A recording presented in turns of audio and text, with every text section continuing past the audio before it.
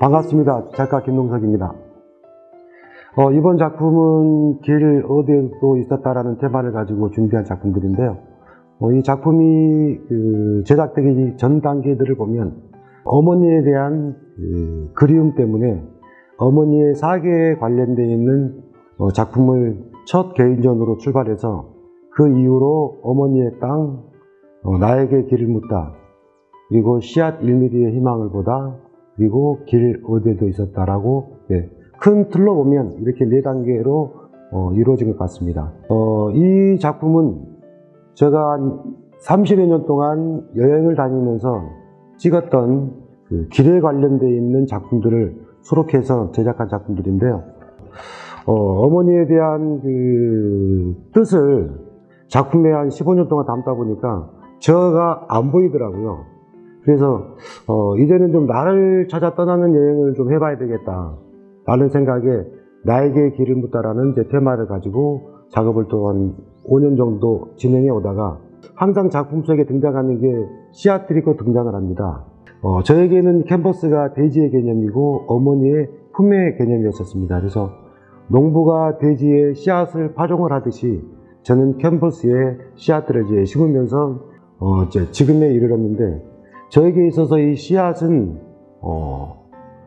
생명의 소중함이라든지 생명의 강인함이라든지 그런 것들을 이제 내포한 작품들입니다. 그래서 씨앗이 땅속에서 자기의 어떤 생명을 부활하기 위해서 수많은 인고의 세월을 보냈는데 봄이 되면 언 땅을 찍고 올라와서 자기의 어떤 새싹을 틔우게 됩니다. 그래서 1mm의 여린 새싹이 자기의 어떤 생명을 잉태하듯이 사람 또한 하나의 씨앗이라고 보고요.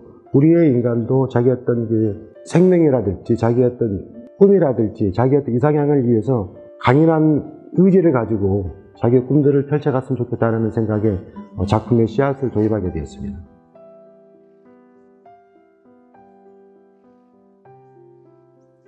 초창기 때 작품들은 오방색을 가지고 화면을 좀 현란하게 작업을 한 적도 있었고요. 그리고 어머니가 태어난 고향의 흙을 채취해 와서 캔버스에 채색을 하는 경우도 있었고요. 그렇게 한 15년 정도 작업을 하다 보니까 너무 식상도 하기도 하고 작가가 색깔을 쓰는 것도 어떻게 보면 인위적이지 않느냐, 그리고 작가가 표현을 하는 것도 인위적이지 않느냐라는 생각에 봉착을 하게 됐습니다. 그런 문제점에 이제 봉착을 하고 고민을 하고 연구한 끝에 모든 색깔을 빼고 작가가 그림을 그리는 행위 자체도 절제를 해야 되겠다 라는 이제 결론을 내리게 됐습니다. 그래서 그 이후의 작품을 보면 화이트 블랙밖에 남지 않게 됩니다. 화면에.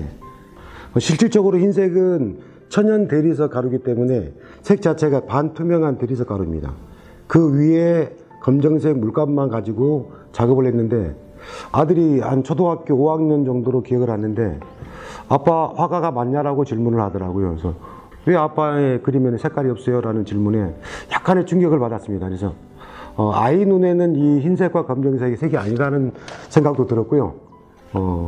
그 아이한테 아빠의 고민했던 생각들을 설명하기에는 너무 또 어린 나이기도 하고 언제가 때가 되면 아빠가 이런 설명을 해줄 수 있을 때가 오겠지라고 지금 기다리고 있는 중인데, 색깔을 빼온 이유는 전에도 말씀드렸던 것처럼 작가가 행하는 행위 자체를 최대한 절제해서 자연이 가지고 있는 그대로를 한번 옮겨보자, 그것을 시각화시켜보자 라는 생각에 씨앗도 오브제를 차용하게 되는 거고, 작품의 줄기라든지 이파리도 자연에서 얻어진 드로잉 곡선을 그대로 탁본 형식으로 찍어서 표현한 것들입니다.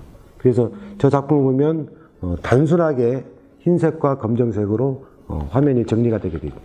저에게는 어머니라는 존재가 화가 김동석이로 존재할 수 있는 큰 선물이지 않았나라는 생각을 합니다. 그래서 작가로서 저에게 어머니는 평생 동안 나의 어떤 작품의 모티브가 되고 작품의 힘이 되고 또 희망이 되는 그런 존재여서 어머님의 사계라는 테마를 가지고 엄마의 일생을 제가 담아봤는데, 감히 작품 4점으로 어머니의 삶을 담아내기는 참 쉽지가 않은 노릇이었습니다. 그래서 그리고 저는 이제 개인전을 끝으로 다른 일을 할 계획이 있었는데 그런 그 나름대로의 계획을 가지고 전시를 진행하다 보니까 그림의 허점이 보이기 시작하고 또 다른 어머니의 모습이 있을 텐데 그 모습을 내가 그려봐야 되겠다.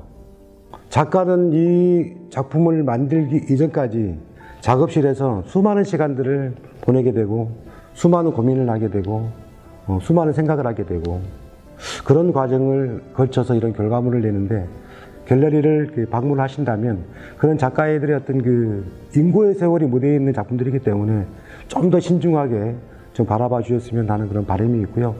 그리고 이제 기업체라든지 그리고 이제 문화예술 관련되어 있는 그 단체에서도 작가들의 어떤 그 어려움이라든지 현실적으로 작가들이 좀 편하게 자기 작업 활동을 할 수 있는 창작할 수 있는 그런 여건 마련이 좀 시급히 이루어진다면 좋은 작가들이 좀 발굴이 되지 않을까라는 생각을 하게 되고요. 제가 대학 입학할 때 한 50여 명이 입학생인데 지금 그림을 그리고 있는 사람이 한두 명에 불과합니다. 그 정도 열악한 그 환경에 저희들이 처해 있는 건 사실입니다. 그래서 이건 국가적인 문제이기도 하고요.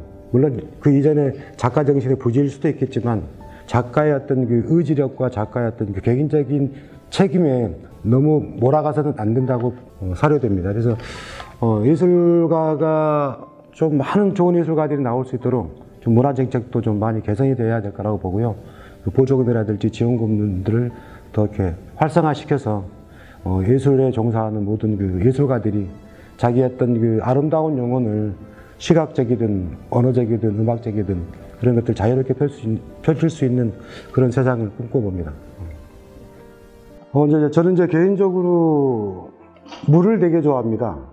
작품 구상이 떠오르지 않을 때는 계곡을 찾기도 하고 냇가를 찾기도 하고 또 바다를 찾기도 하고 누구나 다 마찬가지지만 자연 앞에 서면 같은 자연하고 동요가 돼서 편안함을 느끼게 되고 때로는 좋은 영감을 얻기도 하고 지금 보여지는 작품들처럼 이것도 다 자연의 어떤 소재이기 때문에 그 여행에서 만났던 길들을 이렇게 찾게 되는데요.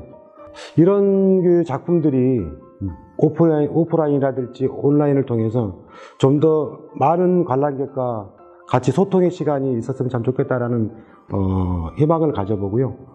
더 좋은 작품으로 앞으로 그 관람객과 마주할 수 있었으면 참 좋겠습니다.